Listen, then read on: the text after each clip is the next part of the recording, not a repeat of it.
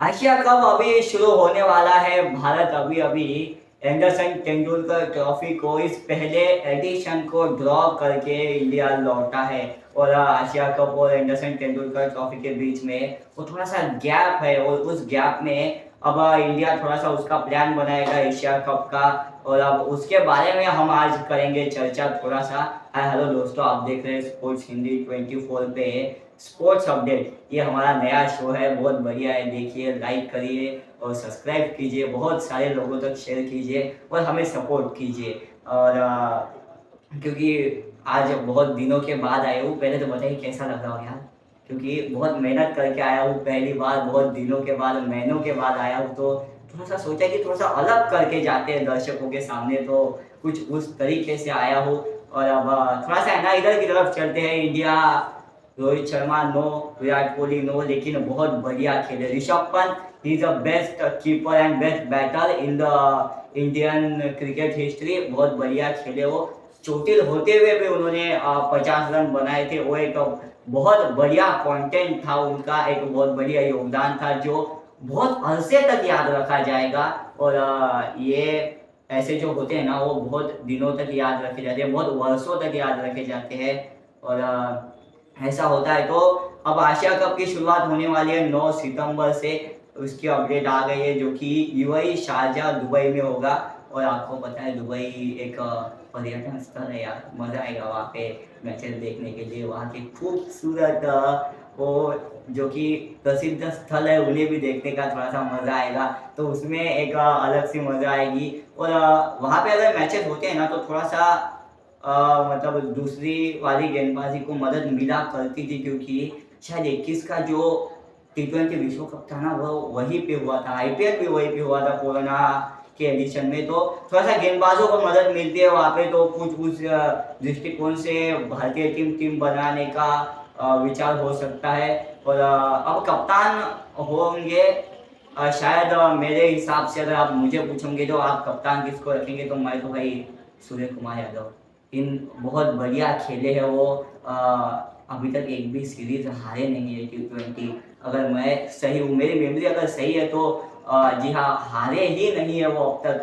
पहले तो उन्होंने T20, माफ कीजिएगा, वनडे विश्व कप हारने के बाद जो ऑस्ट्रेलिया के विरुद्ध सीरीज हुई थी, वहाँ पर भी बहुत बढ़िया 5-1 से हराया था ऑस्ट्रेलिया को। और उसके बाद सीरीज जीतते गए, चाहे वो देशी हो या फिर विदेशी हो, सब तरफ अपना डंका बजाया है। साउथ अफ्रीका में जाके हराया है। तो इस तरीके से खेले हैं वो, और बहुत बढ़िया तरीके से एक उन्होंने नया, मतलब नया एक आकार दिया है इंडियन क्रिकेट को, कि रोहित शर्मा और विराट कोहली को जाने के बाद संभाला है, संवारा है इंडियन क्रिकेट को। तो वो तो कप्तान होने ही चाहिए इस आशिया कप के लिए। तो थोड़ा सा है ना, आशिया कप के बारे में अब जानकारी लेते हैं, क्योंकि टीम का है ना वो बाद में देख लेंगे। अब थोड़ा सा है ना, कब से शुरू हो रही है, कब समाप्ति होगी, अब थोड़ा सा उस तरफ चलते हैं। तो एशिया कप की शुरुआत 9 सितंबर से होंगी, जहाँ पे 8 टीमें होंगी इस साल। एक्चुअली में 8 टीमों को खिलाने का फैसला लिया है आईसीसी ने। और अगर 8 टीमें खेलती है तो फिर 2 ग्रुप तो बनाने पड़ेंगे ना। तो 2 ग्रुप्स बनाए हैं, जिनमें ग्रुप ए में होंगे, होते हैं भारत पाकिस्तान, ये सवाल नहीं है, भारत पाकिस्तान एक ही ग्रुप में होते हैं। और ये साल भी है। एक्चुअली में एक वीडियो भी मैंने डाला था जब मैं मुंबई के सफर पे था तब, कि भारत और पाकिस्तान का मैच नहीं होगा, लेकिन आईसीसी ने उसे रिजेक्ट कर दिया है शायद। तो भारत पाकिस्तान का मैच होगा। और उसी तरीके से हमें, जैसे हम पहले देखते थे, वैसा ही मज़ा आने वाला है। अब तो शायद मज़ा दुगना होने वाला है, ऐसा मेरे को प्रतीत हो रहा है। तो कुछ उस तरीके से हो सकता है। और भारत पाकिस्तान एक ही ग्रुप में है, जो कि ए में है। और उसके बाद यूएई और ओमान आए हैं। ये 2 नई टीमें आई है, जो कि 2023 में नहीं थी। तो ये 2 नई टीमें आई है, ओमान और यूएई।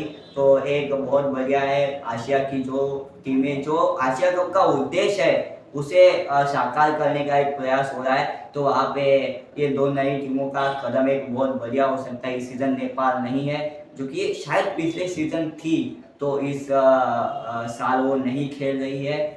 और ग्रुप बी में होंगे, आपको अफगानिस्तान नजर आएंगे, बांग्लादेश नजर आएंगे।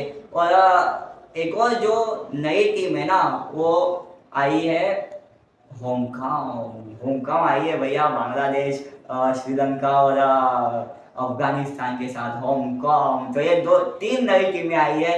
एक तो ओमान, यूएई, और शायद यूएई तो पहले खेला हुआ है लेकिन पिछले साल से ये नहीं है। तो एक ओमान के लिए भी बहुत बढ़िया एक प्लेटफॉर्म हो सकता है। उसके साथ साथ यूएई के लिए, यूएई में तो एक्चुअली में दुबई प्रीमियर लीग होती है, T20 लीग, माफ कीजिएगा, T10 लीग। बड़ा मजा आता है देखने में। वो दो मतलब 10 ही ओवर का मैच होता है जिनमें 3 ओवर का पावर प्ले होता है, एक फ्लोटिंग पावर प्ले होता है। तो उस तरीके से उनके लिए वो एक मंच हो सकता है आशिया कप। और साथ में होमकाम, आप जानते हैं सभी, एक बहुत बढ़िया प्रसिद्ध पर्यटन स्थल है। सब लोग वहाँ पे जाते हैं, बड़ा मजा आता है। तो उनके लिए भी एक प्लेटफॉर्म हो सकता है। तो इस तरीके से आशिया कप का ये शेड्यूल है। समाप्ति 28 तारीख को होंगी उसी महीने में। तो बहुत मजा आने वाला है इस आशिया कप को देखने के लिए। कौन जीतेगा ये आशिया कप, आप अपनी राय कमेंट में जरूर बताइएगा। वैसे भारत तो इसे 7 बार जीत चुका है, तो क्या 8वीं बार भारत जीतेगा? क्या सूर्य कुमार यादव अपनी पहली ही कप्तानी में एज अ कप्तान आईसीसी, माफ कीजिएगा, हाँ, आईसीसी ट्रॉफी जीता पाएंगे का? क्या ये होगा अब बड़ा सवाल। इसी सारे सवालों के साथ मैं आपको छोड़ ही जाता हूँ। और जाते जाते यही रिक्वेस्ट करूंगा हाथ जोड़ के कि लाइक कीजिए, सब्सक्राइब कीजिए और बहुत सारे लोगों तक शेयर कीजिए। और मुझे दीजिए इजाज़त। कैसा लगा बताइएगा ज़रूर।